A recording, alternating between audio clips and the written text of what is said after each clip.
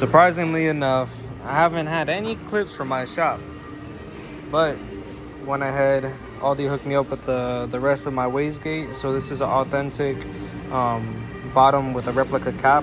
I have an authentic cap with a replica bottom. So I'm gonna go ahead and take this one apart, put back the full tile, real tile wastegate on my car, and put over my springs, and we shouldn't have an issue. So little feature here, we got all these build. Yo, Aldi, tell me what you got going on right here. What do we have? Something a little different, you know. Tell me what's different. You know, I don't really be fucking with these cars. You know, I don't like them, but I like this one. Volkswagen 5-cylinder, 2.5. Full bolt-on stock motor on a standalone ECU master. 1000 cc injectors and 68, 62 turbo. Hopefully around 500 once it all running set. But yeah, it's trying to make it look pretty for the most part. I'm running a little bit of your old setup. Yes. Your little 58. The old turbo that was here, yeah. New manifold. Exhaust wrap. Now we're doing the wastegate a little different because I was having boost creep issues. End up hurting the motor. Some of the 1 and 5 just started smoking. The weak part on these engines will be the pistons. So once you start running high boost, high heat, the pistons are the first things to go. But controlling boost the proper way and doing things the proper way, you know, we can easily get 500 horsepower. So yeah, he's painting the face of the turbo right now. And then he went ahead and got the hot side, fabricated the wastegate directly on.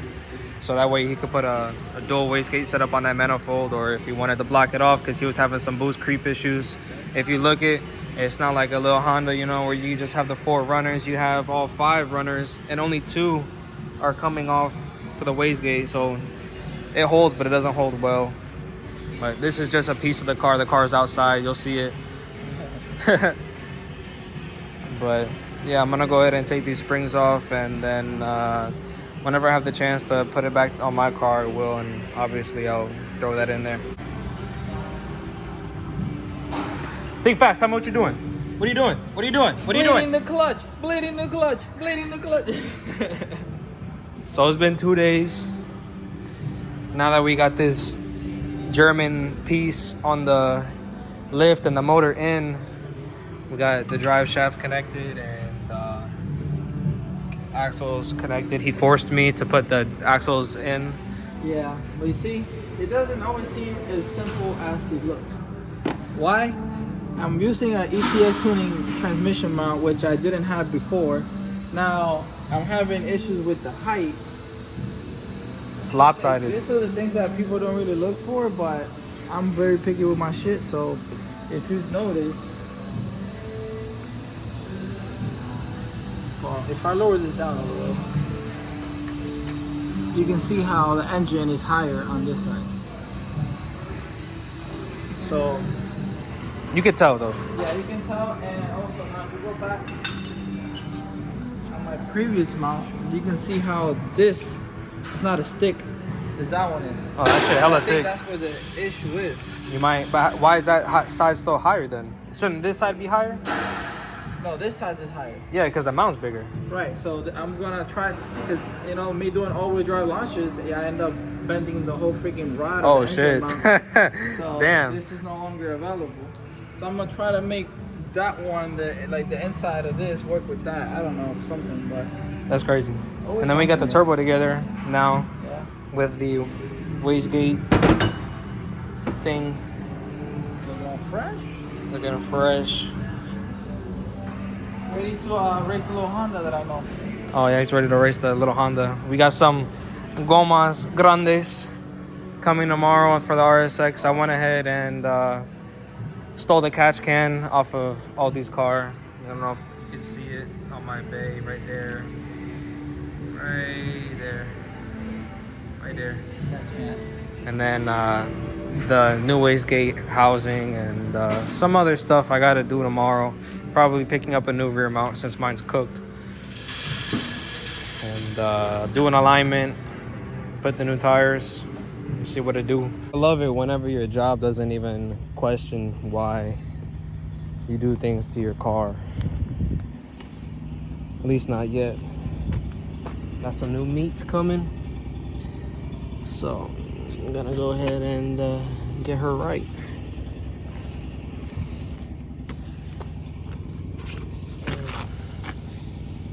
See here, the other tire's worse. These are the ones I did the gender reveal in, so kind of smoked them. Tires just came in. Some 245 45 17s. Got some meats. I'm gonna mount these soon. All right, so these are Extreme Contact Sports Continentals. These are 225 45 17s. So this is what we look like right here. Sidewall, it does almost look like it's a bit stretched. This is an 8.5, and like I already showed you the new tires. This is the damage from the gender reveal. I had these tires rotated to the back, so I took the back tires and put them on the front, so I had some grip, and I went ahead and put the front tires back to the back so I could mount these since the car's outside. And yeah, I'll see what else I can get into today, but I'll probably just throw you guys on a time lapse while I install these tires, and we'll go from there.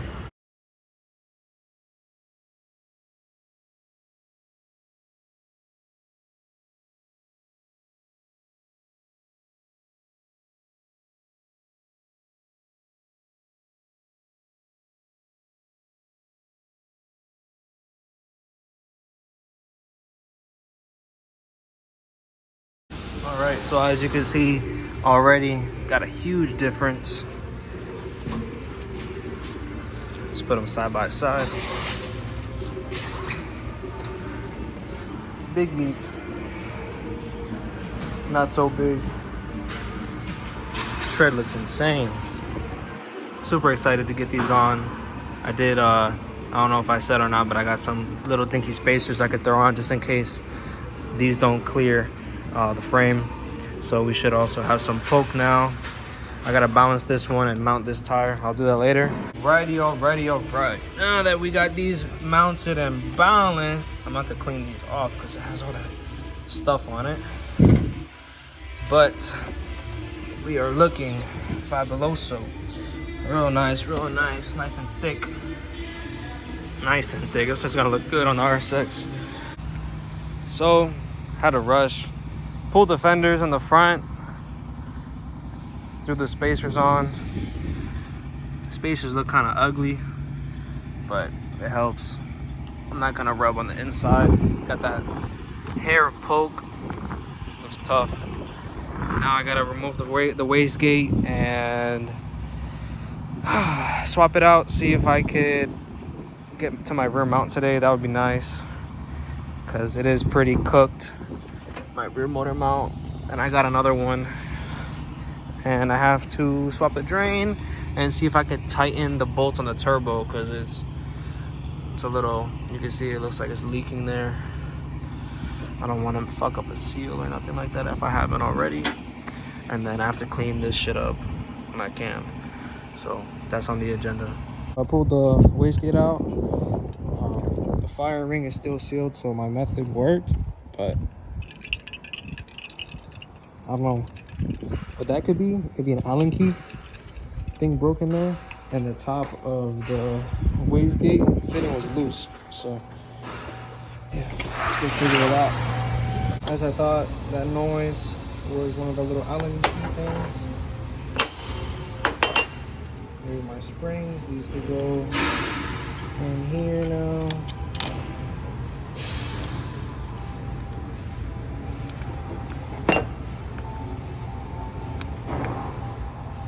Now this, it's like stuck. I don't want to move, but yeah. Well, thankfully I got my rear mount out, because you can see its current condition. It's not doing too good. I might let's put this back in the center and fill it up with some JB window weld. But yeah, I'm gonna slide the new one in now, and yeah, we should have much better luck with less movement. Innovated. Come on, man. Got everything put back just in time. I might still have time to do an alignment.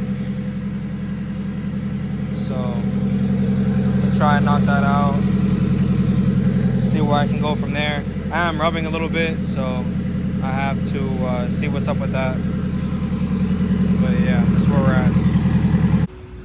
So yesterday I went ahead, put out the stuff on the RSX and the tires. This fitting was leaking oil once I put it in the car. The new one is leaking a little bit, so I have to order something, figure out something for the return, so that way my turbo stops burning oil. I'm really hoping that the stuff inside, like the seals, are okay. But this is the wastegate that I had on the car. So pretty much it was working up until the end of the dyno session, and it stopped. There's no spring in here, as you can see, and it's like seized shut. It was only making 19 psi so let me rephrase that. It was working up until the end of the dyno session, and then it started having boost creep issues, boost cut issues. So Shorty turned off the boost controller. There's pretty much 7-pound spring in there, and it was making 19 psi. That's because it would not open. Throughout the time I had the car, it was making 17, 18, 19 psi.